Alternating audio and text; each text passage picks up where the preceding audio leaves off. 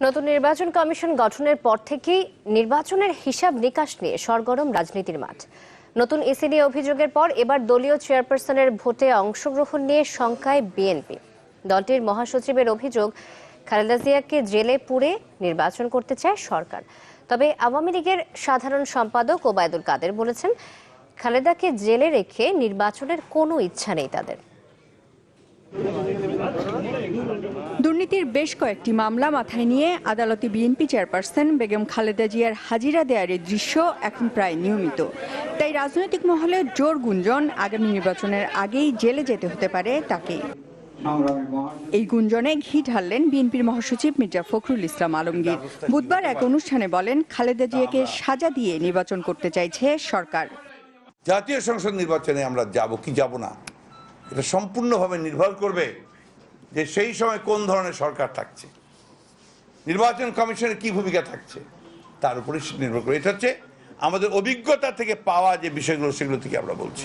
বেগম খালেদা জিয়াকে মিথ্যা মামলায় সাজা দিয়ে যদি জেলে পাঠানো হয়, তাহলে এই দেশে নির্বাচন হবে না।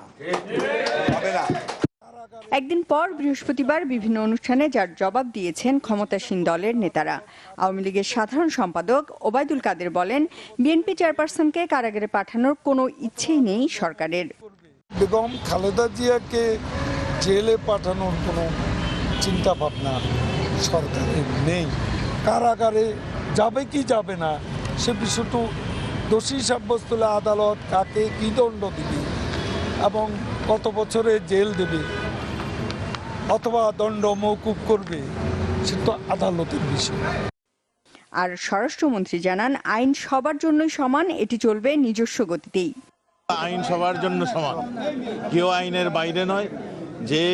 যে পরিমাণ অপরাধ করবে সেই পরিমাণ শাস্তি ভোগ করতেই হবে, এটাই আমরা জানি। সেই আইনের শাসন আমরা প্রতিষ্ঠিত করেছি, এখন যেই হোক কেউ আইনের ঊর্ধ্বে নয়।